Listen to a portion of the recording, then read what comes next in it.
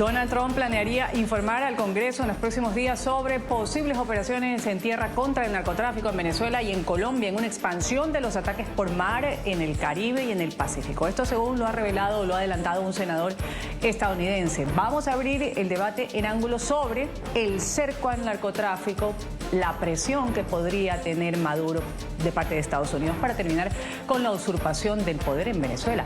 A propósito de esto, Lula da Silva se ha ofrecido como mediador entre Estados Unidos y Venezuela. Empezamos. Yo coloqué a cuestión de Venezuela para él. Le planteé el problema venezolano y le dije que según lo que se publica en los periódicos, la situación con Venezuela se está agravando. Le dije que sería fundamental en este asunto tener en cuenta la experiencia de Brasil como el país más grande de Sudamérica, el país económico más importante de Sudamérica. Tenemos 8 vecinos que debería tener en cuenta y Brasil puede contribuir a la relación con Venezuela.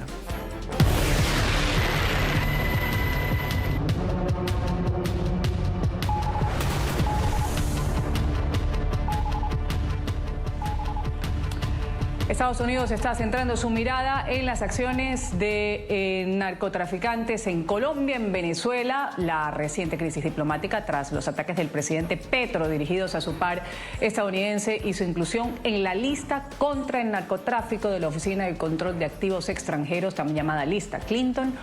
No ha sido la única acción de Washington. El senador Lindsey Graham ha adelantado que cuando Trump regrese de esta gira que tiene actualmente en Asia, va a llegar al Congreso para informar a los legisladores sobre posibles operaciones militares futuras contra Venezuela y Colombia, que pasarán de ataques por mar a ataques terrestres directos. El presidente Trump me dijo ayer que planea informar a los miembros del Congreso a su regreso de Asia sobre posibles operaciones militares futuras contra Venezuela y Colombia. El objetivo final es asegurar que Venezuela y Colombia no puedan ser utilizadas para envenenar a Estados Unidos, que el dictador narcoterrorista Maduro ya no pueda amenazar a nuestro país ni enviar drogas para matar estadounidenses. Lindsey Graham aseguró además que Estados Unidos va a utilizar toda su fuerza militar para protegerse de los narcotraficantes que representan una amenaza para la seguridad nacional. Vamos a usar la fuerza militar como lo hemos hecho en el pasado para proteger a nuestro país. Ese es el nuevo juego que estamos jugando y me alegra que lo estemos haciendo. Y si yo fuera Maduro, encontraría la manera de irme antes de que se calmara la situación. Vamos a revisar inmediatamente lo que ha sucedido en las últimas horas. El buque de guerra estadounidense, el USS Gravely, llegó a Trinidad y Tobago, a unos 10 kilómetros de las costas de Venezuela, para realizar ejercicios conjuntos con fuerzas locales. Este lanzamisiles va a permanecer atracado en Puerto España, la capital de la isla, hasta el jueves 30 de octubre, en el marco de una creciente presencia militar de Estados Unidos en el Caribe. El buque de guerra, con una tripulación de unos 300 marineros, está diseñado para ejecutar múltiples misiones, desde operaciones antiaéreas y antisubmarinas hasta enfrentamientos en superficie. Cuenta con un cañón de 5 pulgadas, un sistema de lanzamiento vertical, capaces de disparar misiles de largo alcance.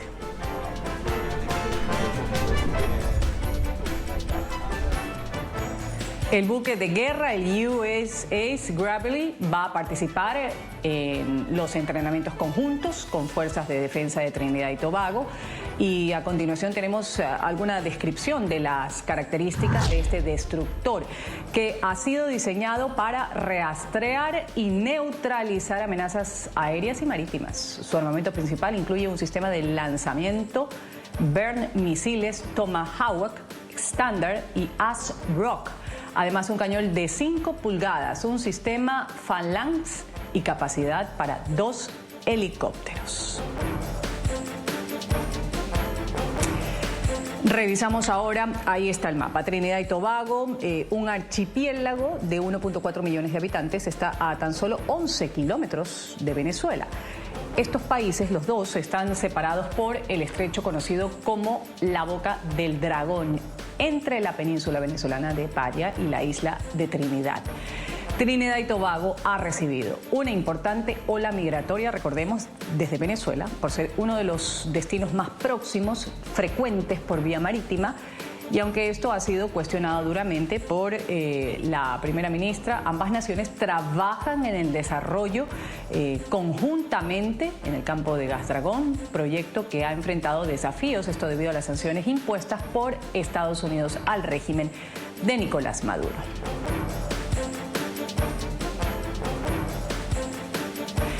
Y Maduro ha catalogado como una provocación militar por su parte de Trinidad y Tobago, estos ejercicios militares en asociación con los Estados Unidos en el Caribe. Ha informado la detención de un grupo de personas que ha calificado como mercenarios con información directa de la CIA. Así reaccionaba. Venezuela informa que ha capturado a un grupo mercenario con información directa de la agencia de inteligencia estadounidense CIA, pudiendo determinar que está en curso un ataque de falsa bandera desde aguas limítrofes con Trinidad y Tobago o desde el propio territorio trinitense o venezolano que genere un enfrentamiento militar completo contra nuestro país. Al plegarse a la agenda militarista de Washington, Persat Bicesar no solo pretende agredir a Venezuela, país que siempre ha mantenido una política de cooperación energética, respeto mutuo e integración caribeña, y quebrar nuestros lazos históricos de hermandad, sino que también viola la Carta de las Naciones Unidas, la proclama de América Latina y el Caribe como zona de paz aprobada por la CELAC y los principios del CARICOM, que protegen a todos los pueblos del Caribe. No se trata de ejercicios defensivos, se trata de una operación colonial de agresión militar que busca convertir al Caribe en un espacio de violencia letal y el dominio imperial estadounidense.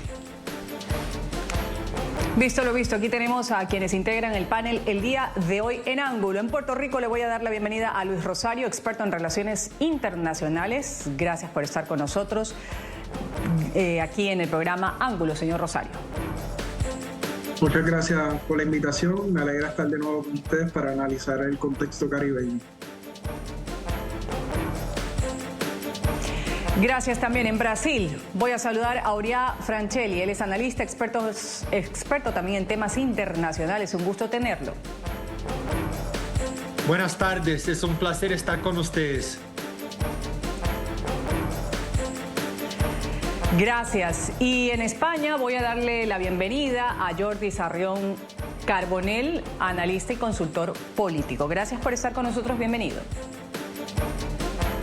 Muchas gracias, Ruth. Un placer, como siempre. Gracias a los tres por participar. Bueno, vamos a empezar. La llegada del buque de guerra que estábamos describiendo, el USS Gravely, a Trinidad y Tobago. Así se sigue configurando un eje estratégico por parte de Estados Unidos en el Caribe en este despliegue militar contra las drogas. Recordando también que Trinidad y Tobago, donde permanece esta embarcación, es un archipiélago que está ubicado al noreste de Venezuela, y ahí va a estar en ejercicios militares. Hay otras embarcaciones de combate que también estarían por sumarse a esta lucha que ha emprendido Estados Unidos en contra del narcotráfico, y que podría además intensificarse esta lucha, según lo ha anunciado un senador republicano. La primera pregunta, o esta primera ronda para mis tres invitados, es para hablar sobre estas acciones contra el narcotráfico que tiene Estados Unidos en Venezuela, en Colombia, operaciones militares de las que se habla, ataques por mar, ataques terrestres directos. Voy a empezar con usted, señor Rosario, luego le doy la palabra a Uriah y termino con Jordi Sarrión. Adelante. Sí, bueno, el espacio que estamos teniendo, el escenario que estamos teniendo es uno de alta probabilidad, como habíamos discutido en un segmento que había participado anteriormente. La tensión cada vez es mayor y el movimiento de tropas cada vez es mayor. Desde Puerto Rico se ha visto un mayor incremento de embarcaciones, anfibias, de mar, buques de guerra. Sabemos que ahora el portaaviones Ford se ha desplazado también hacia el Caribe. Así que el movimiento se sigue dando, la logística se sigue desarrollando, y elementos oficiales, ¿verdad? En este caso el senador republicano abiertamente está mencionando, ¿verdad?, de que él, obviamente como congresista, él probablemente no sabe todos los detalles, y definitivamente el gobierno federal no va a revelar, ¿verdad?, si hay un ataque, si va a haber un ataque antes de diciembre. Pero las proyecciones están y las posibilidades evidentemente están. Las capacidades y recursos cada vez se siguen moviéndose a la región. Puerto Rico, hay mucho movimiento militar, en el Caribe se siguen llegando buques, hay cada vez más movimientos de aviones. Ahora Trinidad y Tobago, ¿verdad?, continúan esa relación que Estados Unidos mantiene una relación bastante fraternal con la República de Trinidad y Tobago, pero la realidad es que todo este movimiento y en la ubicación, la región, es un mensaje directo, ¿verdad?, de que si el presidente de los Estados Unidos ya confirmó de que autorizó a la Agencia Central de Inteligencia a realizar operaciones en Venezuela y continúa moviendo sus capacidades y recursos militares hacia la región, a países vecinos, tan vecinos como es Trinidad y Tobago, definitivamente hay un plan bastante establecido que se está desarrollando, al parecer, con toda la intención. Y habíamos escuchado semanas anteriores que el presidente Nicolás Maduro ha intentado llegar a unos acuerdos diplomáticos, abrir canales, pero ya los gobiernos federales, por lo menos de parte del presidente Trump, no hay intención de trabajar esos asuntos, esos canales diplomáticos. Así que evidentemente la situación cada vez se pone más tensa y hemos visto Estados Unidos continúa haciendo sus ataques a lanchas. Ya. Gracias por esta primera intervención. Luis Uría, le voy a darle la palabra. ¿En qué concuerda con lo dicho con Luis? ¿Algo que acotar, agregar o discrepar? Dice, es un mensaje directo lo que está haciendo Estados Unidos. La situación ya se hace cada vez más difícil. Hay un cerco inevitable. Se habla hasta de meses en los que podría suceder algo. Algunos hablan de semanas, de días incluso. ¿Cómo lo ve usted, Uría? En este momento, tal cual, están llegando estas embarcaciones que no son poca cosa, que tienen, pues ya hemos hablado sobre sus virtudes, sus cualidades y la amenaza que podría significar también, o cómo de amenazados se podrían sentir, como ya lo han expresado por parte del régimen de Maduro. Bueno, yo veo que el combate al narcotráfico es, por cierto, una excusa solamente, porque no hay la necesidad de tener embarcaciones tan grandes como estas que llevó Estados Unidos a esta región solamente para ahondar barcos pequeños. Entonces, eso todo lo que está pasando deja claro que la estrategia de Estados Unidos en Venezuela entró en una etapa muy decisiva. Trump dejó claro que no quiere simplemente presionar, pero sí quiere un cambio de régimen. Él autorizó bombardeos en el Caribe, operaciones secretas de la CIA dentro del país y movilizó una flota militar que ya está posicionada muy cerca de Venezuela. O sea, no es más un mensaje ambiguo. Los Estados Unidos tienen 3 cartas principales sobre la mesa. Una es empujar un levantamiento interno, lanzar una operación militar directa que no creo que todavía se pueda hablar en una operación terrestre, pero sí por aire, como por ejemplo las operaciones que fueron hechas en Irán hace unos meses. Fueron operaciones muy específicas, con blancos muy específicos, y luego después Estados Unidos dejó claro que no quería nada más y volvió y dijo que iba a dejar la región. Pero puede también forzar una salida negociada bajo sus propios términos con Maduro, porque con Maduro fuera del poder o completamente acorralado, si decide ir por la vía militar, el costo será muy alto, porque Venezuela tiene un sistema de defensa aérea fuerte, tiene los colectivos armados y la presencia de las guerrillas también, lo que haría cualquier intervención larga, muy cara, muy caótica, y eso todo pasando a pocas horas de Miami. No estamos hablando del otro lado del mundo, está muy cerca de Estados Unidos. Pero para Trump, un cambio de régimen en Caracas sería una victoria estratégica, porque mostraría fuerza, consolidaría su imagen como el dueño de la región, el líder de la región, en un momento en el cual intenta revivir lo que fue la doctrina Monroe, que defiende básicamente que este lado del planeta cuida Estados Unidos. Acá no debe estar China, no debe estar Rusia. Quiero saber la posición de Jordi Sarrión Carbonell con respecto a lo que está sucediendo, la lucha que ha emprendido en contra del narcotráfico. Dos visiones distintas que han dado quizás quienes le antecedieron en la palabra. ¿Con cuál de ellas se alinea más usted y cuál es su opinión? Lo escuchamos. Bueno, Ruth, muy interesante el tema que estamos comentando hoy. Yo creo que hay elementos de las dos visiones que son muy interesantes.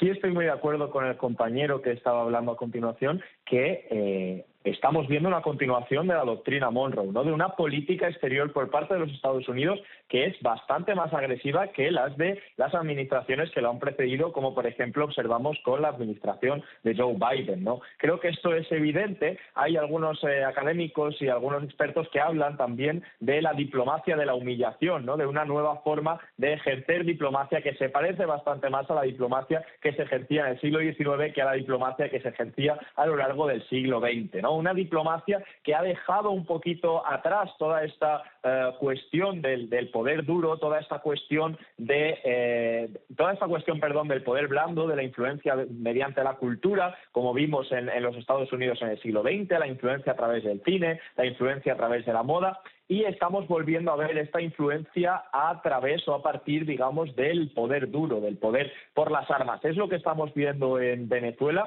Donald Trump, sin lugar a dudas, sabe que si hay un cambio de régimen en Venezuela le va a beneficiar enormemente. Donald Trump sabe que si hay un cambio de régimen en Venezuela encontrará un nuevo aliado, como por ejemplo tiene también a la Argentina de Javier Milei, después de que justamente la Brasil de Jair Bolsonaro cayera hace unos años.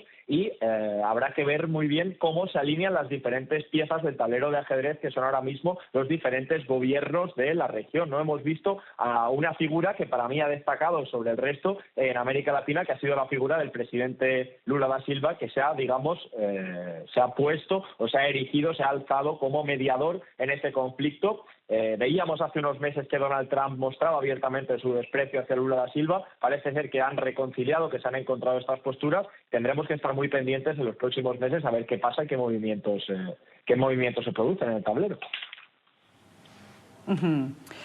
Ya vamos a hablar de esa propuesta que ha lanzado Lula da Silva, exacto, un acercamiento que ha habido en Malasia, donde se han encontrado los dos mandatarios. Luis Rosario, quiero darle la palabra. ¿Tiene algo que replicar con lo que expresaba Uriah con respecto a la respuesta que tendría en su momento, en el caso de darse alguna incursión en Venezuela? Dice Uriah, señalaba o daba cuenta de colectivos fuertes, armados, que podrían responder quizás.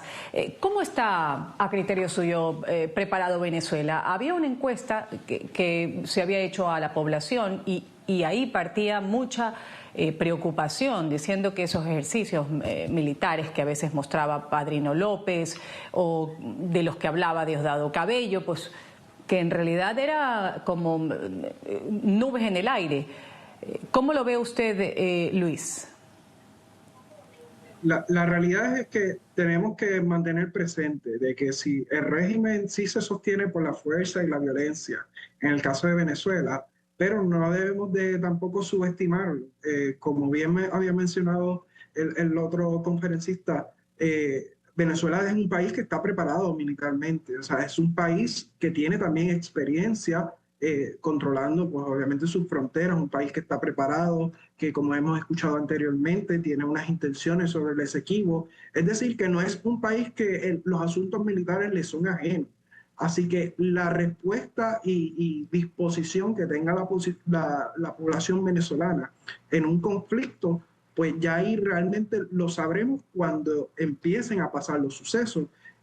Yo también he escuchado muchas intervenciones de personas de a pie, de venezolanos, que naturalmente les preocupa una intervención, porque una intervención implica bombardear zonas que, aunque deben de ser estratégicas, como sabemos, siempre hay daños colaterales.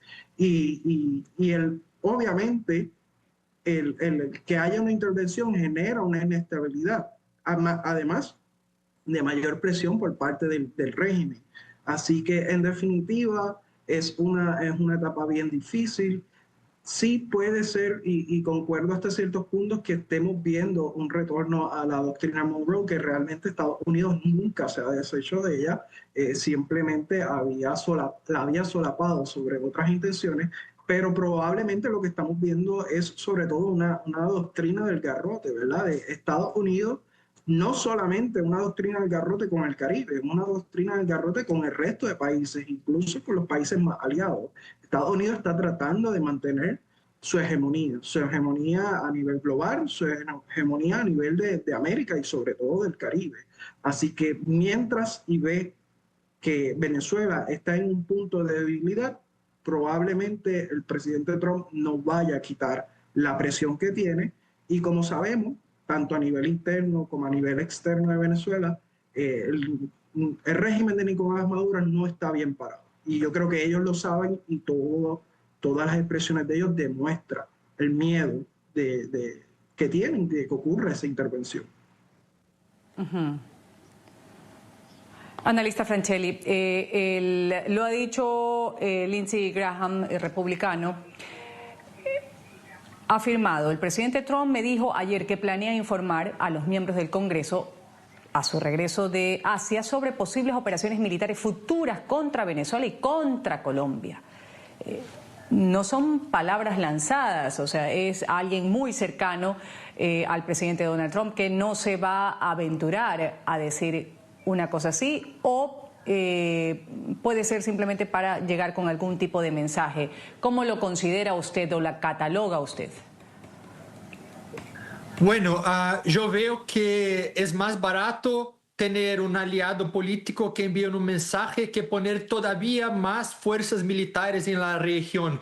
O sea, si uno de los objetivos de Donald Trump en este momento es intimidar al régimen de Maduro, es fomentar la disidencia, tiene que encontrar formas de hacerlo que no sean simplemente o solamente de manera militar, tiene que ser política también. Entonces, cuando un aliado envía este tipo de mensaje, tiene como objetivo principal hacer entender, hacer que este mensaje llegue principalmente a los militares para fomentar la disidencia o intentar fomentar la disidencia dentro del régimen de Maduro. Esa es mi opinión. Creo que es eso que está intentando hacer. ¿Algo que agregar, Jordi Sarrión, con respecto a esto que ha afirmado el señor Graham? Sí, totalmente de acuerdo. Un poquito, continuando un poco con lo que comentaba anteriormente el compañero, creo que estas acciones de Donald Trump sirven para movilizar a los suyos, ¿no? Para movilizar al electorado trumpista. Creo que es lo que demanda su electorado y por lo que su electorado lo vota, ¿no? Para que ejerza con esa mano fuerte, con esa mano dura frente a sus adversarios, frente a sus oponentes. Pero, por otro lado, no dejemos de olvidar que todos los que se suelen enfrentar a Donald Trump suelen acabar subiendo, suelen acabar aumentando su apoyo, ¿no? La base electoral de estos gobernantes suele compactarse. Lo hemos visto en el caso de México con Claudia Sheinbaum, lo hemos visto en el caso de Canadá con Mark Carney y lo hemos visto en el caso de Lula también justamente en Brasil, ¿no? Con lo cual ahora tenemos que ver lo que ocurre en Colombia y tenemos que ver lo que ocurre en Venezuela, pero todo parece apuntar que las bases sociales y la base de apoyo al presidente en esos países van a acabar aumentando y van a acabar compactándose para defender esa soberanía, ¿no? Yo creo que el marco de la soberanía ha sido un marco mental muy exitoso en América Latina, que se ha utilizado mucho por presidentes de izquierdas y por presidentes de otras ideologías, y creo que al final, a nivel de resultados, si por ejemplo ponemos como ejemplo Cuba, ¿no? Donde se ha aplicado esta doctrina desde hace muchos años, esta doctrina del bloqueo y esta doctrina de la presión, se lleva diciendo muchos años que el régimen cubano iba a caer, y lo cierto es que el régimen cubano todavía continúa ahí, ¿no? Con lo cual, a nivel de gestión y de resolución del conflicto, pues no tengo muy claro que esta medida vaya a ser eficaz para su objetivo, que es acabar con el régimen autoritario de Maduro. Habrá que estar muy pendientes de qué ocurre en los próximos días. En el siguiente bloque vamos a hablar sobre esta presión ante el régimen autoritario de Nicolás Maduro. Antes decía Jordi Sarrión sobre la solución quizás o mediación que podría dar seguridad. Antes de irme al corte comercial, ha ido Lula da Silva a encontrarse con Donald Trump, lo han hecho en Kuala Lumpur, en una cumbre asiática, y se ha ofrecido como mediador. ¿Qué dirá Donald Trump a este ofrecimiento cuando se sabe pues, que Lula es una persona bastante cercana a Nicolás Maduro?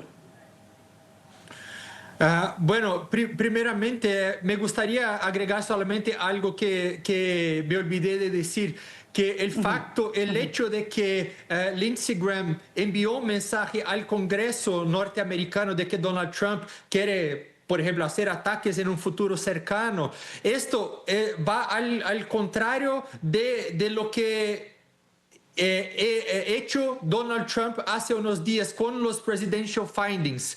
¿Qué es eso? Cuando Trump autoriza la CIA a hacer operaciones militares dentro de Venezuela, son operaciones que no necesitan la aprobación del Congreso norteamericano. O sea, Trump dejó claro que independiente de una autorización o no del Congreso, va a hacer algo en Venezuela, mismo que sea operaciones secretas, operaciones dentro, desde adentro.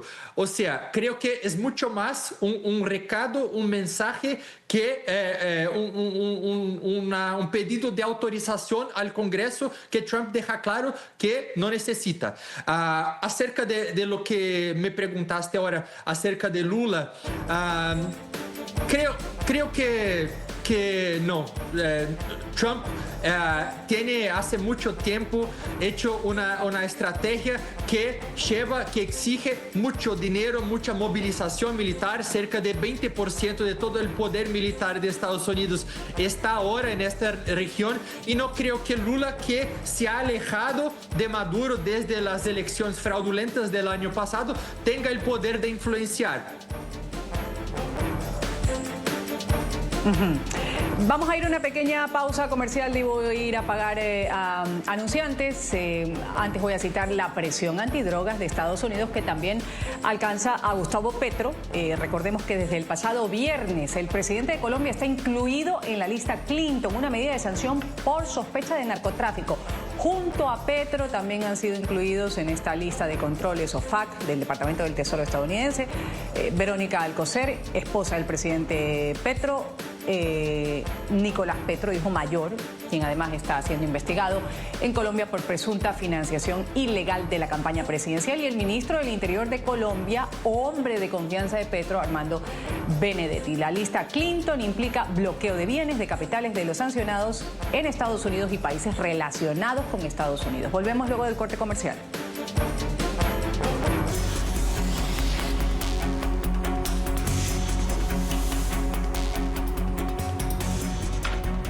El régimen de Venezuela ha realizado durante el fin de semana ejercicios militares, según el madurismo, para proteger las costas frente a eventuales operaciones encubiertas de Estados Unidos. Ha sido la cadena venezolana de televisión que difunde la narrativa del madurismo quien ha difundido imágenes de estos operativos.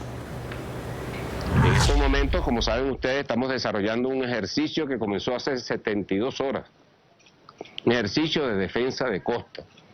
Es importante la costa venezolana, toda la costa venezolana, para protegernos no solamente de las amenazas militares a gran escala, sino también protegernos del narcotráfico, protegernos de las amenazas de terroristas, de protegernos de las operaciones encubiertas que pretenden desestabilizar a lo interno del país. Seguimos aquí en Ángulo tratando este tema. Voy a darle la palabra a Luis Rosario, experto en relaciones internacionales. Desarrollamos alguna o parte de esta idea y preguntarle en qué medida puede esta presión que mantiene Estados Unidos terminar con la usurpación de poder que hay actualmente en Venezuela. Ya vemos estas declaraciones que hacen ante medios de comunicación del madurismo en Venezuela sobre operativos de defensa, sobre cómo ellos se están preparando, pero ¿cómo ve usted a nivel de presión, de nervios, de lo que se vive con respecto a estas operaciones de Estados Unidos? Yo creo que la presión ya es evidente en el gobierno venezolano, ya no escuchamos como al principio, que vengan como siempre o como usualmente decían, ¿verdad? Con estas expresiones o estas amenazas, ¿verdad? Que estamos ready para pelear, como decimos. Así que yo creo que el régimen cada vez, yo creo que mientras más se hace evidente el movimiento de buques en la zona, mientras más se hace presente la presencia militar de Estados Unidos en Trinidad y Tobago, yo creo que, y la respuesta o la falta de respuesta de los Estados Unidos a encontrar una solución pacífica a esto, yo creo que Maduro sabe que el tiempo se le está acabando, que probablemente no sabe cuándo es que va a pasar, pero que evidentemente hay un miedo, o sea, hay un miedo a un ataque externo, o sea, que Estados Unidos intervenga, y hay un miedo evidente a que los procesos y la desestabilización a nivel interno, lo que provoque sea el levantamiento de la gente y que sea al final la misma gente la que termina expulsando a Maduro. Y no debemos tampoco quitar del panorama el hecho de que probablemente debe de tener miedo Maduro en que sus mismos generales le vayan a traicionar. Así que esa es la tensión, y Estados Unidos sabe que mientras siga presionando de esa manera, es cuestión de tiempo. Esto es probablemente cuestión de tiempo. Y yo creo que el apoyo y respuesta que recibió Marina con el premio es una evidencia del apoyo de Trump. Ya. Jordi Sarrión, coincide con lo que ha dicho Luis Rosario, pues el tiempo es cuestión de tiempo, o como lo dice la clase política en Estados Unidos también, algunos republicanos, los días de Maduro están contados, incluso se escuchaba, debería irse a Rusia, a China, ya hacer algo para salir. ¿Puede esto determinar alguna decisión de parte del régimen, de parte de Maduro particularmente?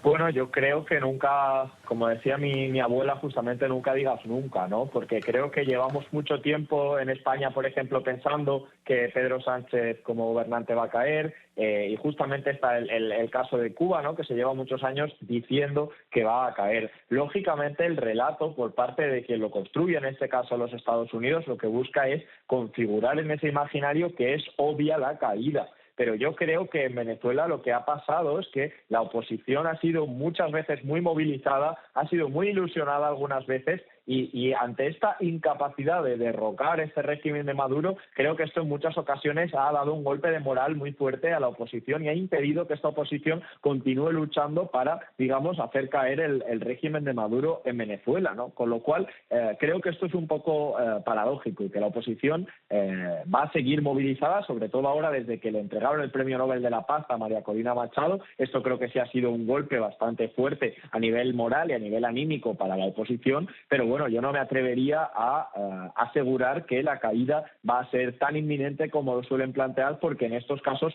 suele haber normalmente muchísimas relaciones de poder y muchísimas cuestiones que están detrás muchas veces de lo que se ve y que posibilitan que regímenes como el de Venezuela sigan en pie, ¿no? Con lo cual creo que tenemos que ser un poquito prudentes y esperar a ver cuáles son los próximos movimientos que se producen.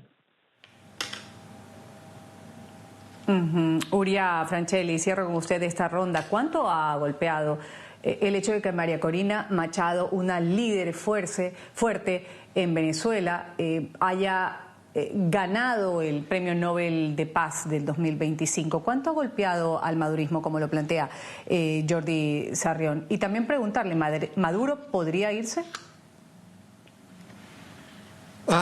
No puedo responder su pregunta todavía. Creo que sí fue un golpe muy grande, porque le da a ella y su lucha y a todos de la oposición mucha legitimidad para combater el madurismo, pero al mismo tiempo yo veo, así como todo en el mundo, hay polarización, hay división, y ella y yo estoy de acuerdo con su lucha. Yo entiendo también que el régimen de Maduro es un régimen ilegítimo, es una dictadura autoritaria, pero cuando María Corina Machado dice cuando ella está de acuerdo con operaciones militares, cuando ella dedica su premio a Donald Trump, que no es el gran defensor de la democracia en el mundo, debemos acordarnos que él intentó un golpe en Estados Unidos también cuando estimuló la invasión del Capitolio. O sea, ella debería ahora tener una postura mucho más moralmente hablando de alguien que defiende un intento de transición pacífica al poder, porque ella representa algo que es mucho más grande que su propia lucha. Ella representa ahora una posición moral que es una transición democrática sin guerra. Y cuando dice que las operaciones de Estados Unidos ahora deben ser muy bienvenidas en Venezuela, es muy complicado porque utiliza de su posición de ganadora como con un objetivo político. Vamos aquí a un pequeño corte comercial, regresamos enseguida con las conclusiones del programa Ángulo.